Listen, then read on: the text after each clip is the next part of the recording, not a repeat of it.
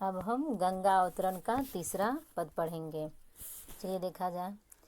स्वाति घटा घहराति मुक्ति पानिप सौ पूरी, कैंधो आवति झुकति शुभ्र आभा रुचिरूरी।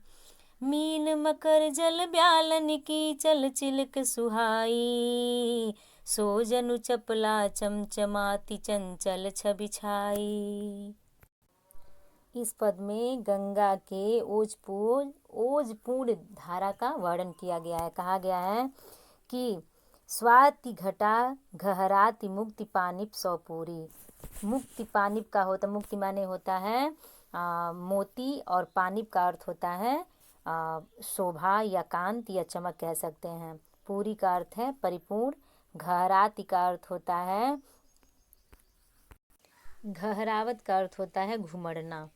तो इसमें कहा स्वाति घटा का तो आप तात्पर्य जानते हैं। स्वाति नक्षत्र का जो जल होता है, यदि समुद्र में खुले हुए सीप में पड़ जाए उसकी बूंदे, स्वाति नक्षत्र के जल की बूंदे, तो वह मोती में परिवर्तन हो जाता है, यानी कि मोती बन जाता है। तो उसी स्वाति नक्षत्र का यहाँ पर उदाहरण दिया गया है। कहा गया है कि पवित्र गंगा की जो धारा है वो ऐसी मनोहारी लगती है, यानी कि मानो श्वेत धारा, श्वेत यानी सफ़ेद धारा को देखकर ऐसा प्रतीत होता है कि मानो मोतियों की आभा यानी मोतियों की चमक से परिपूर्ण स्वाति नक्षत्र के मेघों का समूह घूम रहा हो। नीचे कहा गया कैंधो आवत झुकत शुभ्र आभा रुचिरूरी। रूरी का अर्थ होता है सुंदर, आभा का अर्थ है चमक, शुभ्र माने शुभ भी होता है, सफ़ेद भी होता है। तो यहाँ पर ये कहा गया है कि आवत झुकती, कैंधो का अर्थ होता अथवा, यानी कि गंगा, सुंदर गंगा श्वेत ज्योति धरती की ओर,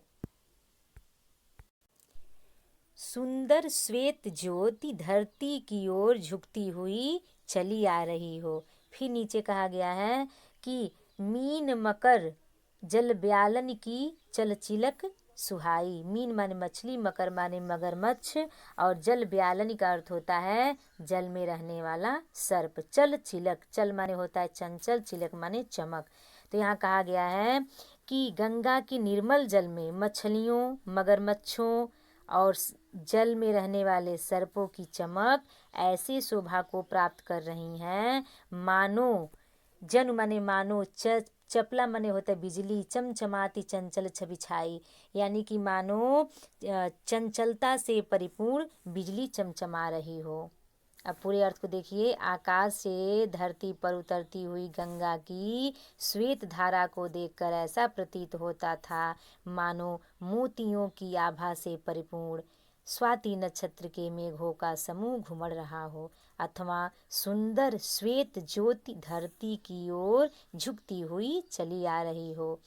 गंगा के निर्मल जल में मछलियों, मगरमच्छों और जल सर्पों की चंचल चमक ऐसे शोभा को प्राप्त कर रही थी मानो चंचलता से परिपूर्ण बिजली चमचमा रही हो।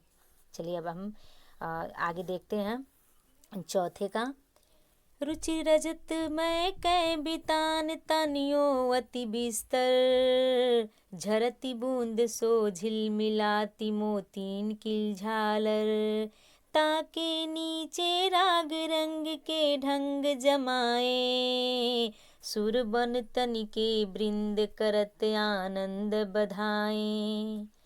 इसमें बताया गया है, इसमें भी गंगा के पवित्र धारा के अनुपम शोभा का ही वर्णन किया गया है, यानी कि अलंकारिक कह सकते हैं, अलंकारिक, और ज़्यादातर इसमें कल्पना ही कवि किए हैं।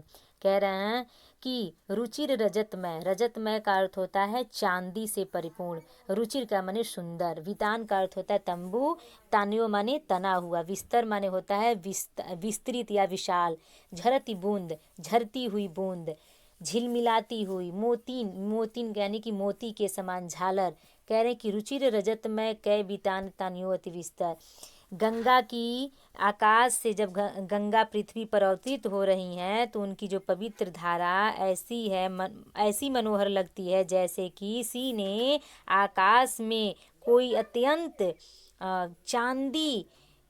चांदी में यानी कि चांदी से चांदी के पर्दों के समान है कि मानो चांदी का ही पर्दा, चांदी के पर्दों से तम्बू सा तान दिया हो। यानी कि जो गंगा की जो धारा थी वो ऐसे मनोहारी लग रही थी जैसे किसी ने आकाश में कोई अत्यंत विशाल चांदी में तंबू तान दिया हो। फिर नीचे कहा गया है कि झरती बूंद सो झिलमिलाती मोतिन की झालर।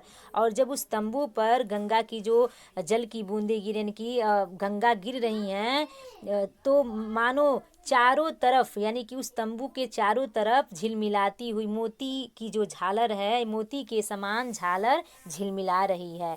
ताके नीचे राग रंग के ढंग जमाए, सुर बनितन के वृंद करत आनंद बधाए। वृंद माने होता है समूह, राग रंग, राग माने प्रेम रंग, और बनितनी का अर्थ सुर माने देवता और बनितनी माने स्त्री, यानी कि देवताओं की स्त्रियां समूह में बैठ करके मानो ताके यानी कि उस तंबू के नीचे राग रंग के सामग्री, साज सज्जा सामग्री रखे हुए हैं और आनंद कर रहे हैं। यानी कि आनंद से उसको साज सज्जा रंग जमाए हुए आनंद प्राप्त कर रहे हैं।